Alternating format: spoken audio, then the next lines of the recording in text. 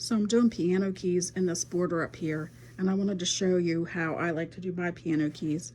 I like to line my ruler up. I have this mark here. I'm going to line it up with this seam line so I can keep the lines going in the same direction, because I have a tendency to slant my piano keys over. I also do not have grip tape on this because I want to be able to slide this down as I go instead of stopping and repositioning all the time. So just watch how I do this, because I'm going to go over, get my spacing right, and I'm going to go down, stop at the seam line, and go back. And then I'm going to travel up here outside of the quilt, go down and back. And because I'm using a ruler, I can travel on that same line.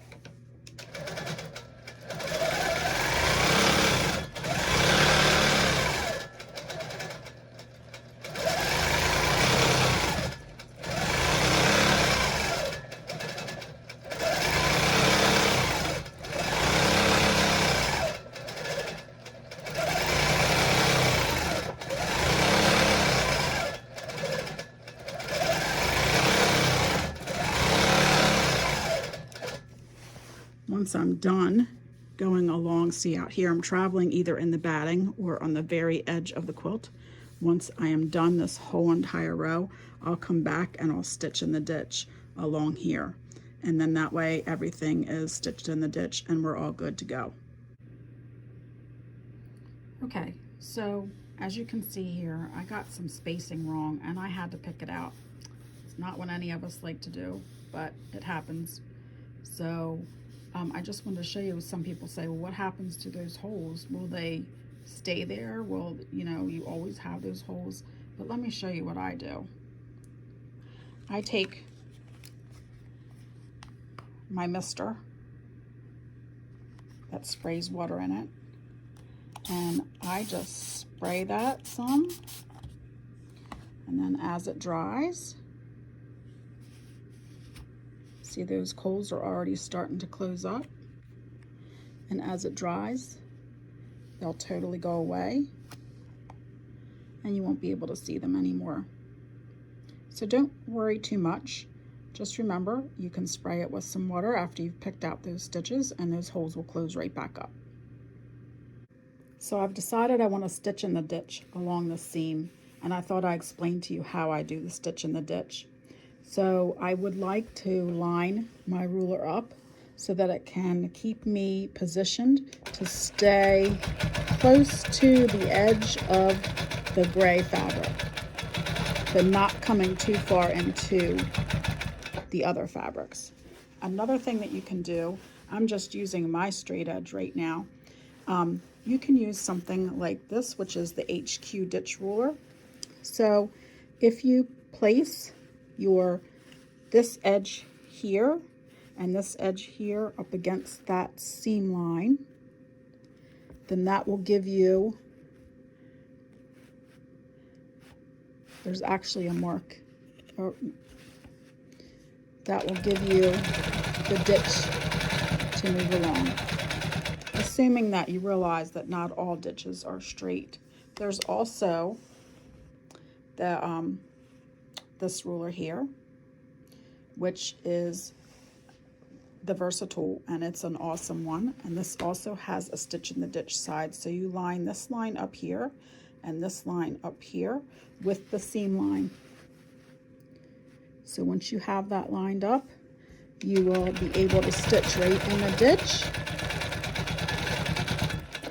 And then you stop with your needle down, you move it along, and you're going to continue to stitch in the ditch. So I'll just continue with that all the way down.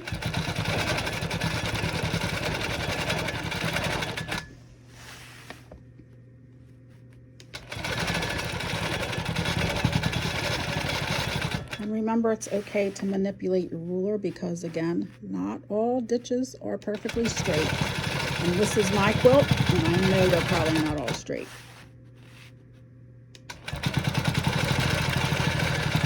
So then I'm just going to turn and I'm going to come down this way. I'm going to line those lines up, and I'm just going to go straight straight on down, just like that. Slide the ruler. And there we go. We've stitched in the ditch on that side of the gray. Okay, at this point I have decided I'm going to treat all the triangles all the same, although I may change my mind as I get down further into the quilt. But this is how I'm going to treat the triangles. I'm going to do an orange peel around the triangle, and then I'm going to do what I call curvy straight line, which is sort of guided by a ruler, and you'll see that when I get to it.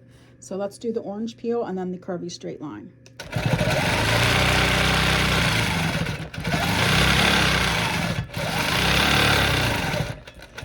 So now I'm going to get here, I'm going to get my ruler, and I'm just going to sort of guide it and while sliding my ruler.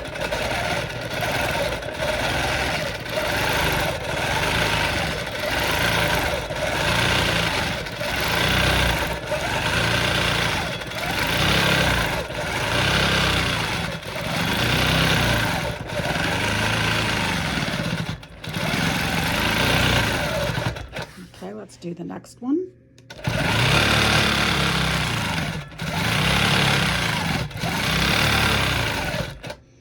We're going to bring that ruler in again.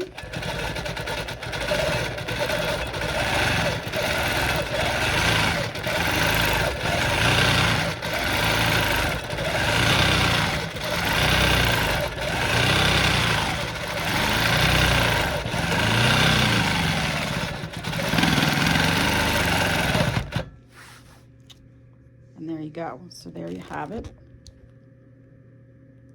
And I'm just going to continue that all the way across the quilt.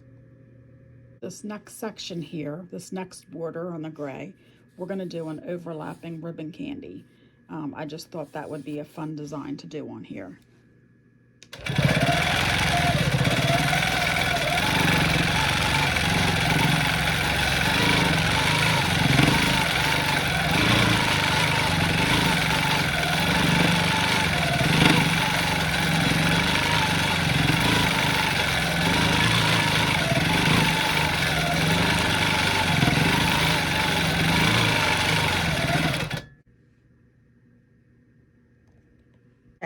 Sometimes you get a border that by the time you get down to the bottom, it's a little full. Or just because you've done some dense quilting in this section, this tends to act a little wavy. So I'm going to show you how I deal with that. The good thing is that this is my quilt. So I think I measured correctly, but I think it's just because everything up here has been quilted so heavily that I need to try and work this in. So I'm going to show you how I do that with piano keys.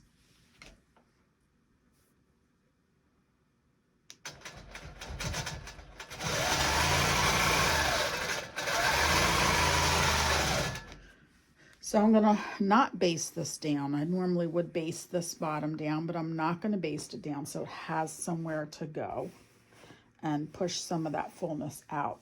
The other thing I'm going to do is I'm going to, as I travel along and I position my ruler where I want it to be, I'm going to push a little bit of that fullness over, just a little bit.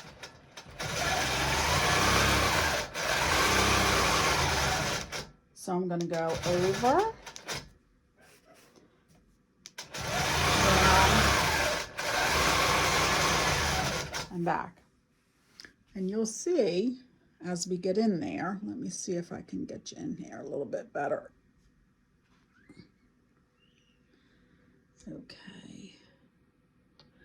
Okay, so here we go. We're going to go over, line everything up, go down and back, over, and if I have to push a little bit of that extra over, I can.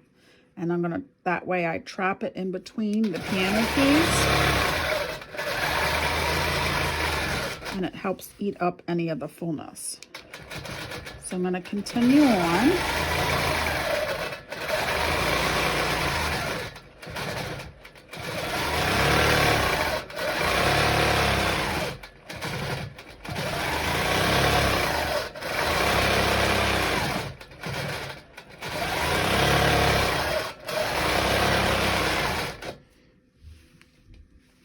until I get all the way down. And I might, you know, again, as I get down here to this area down here, I might have to try and trap a little bit more in between the piano keys to make it all work out.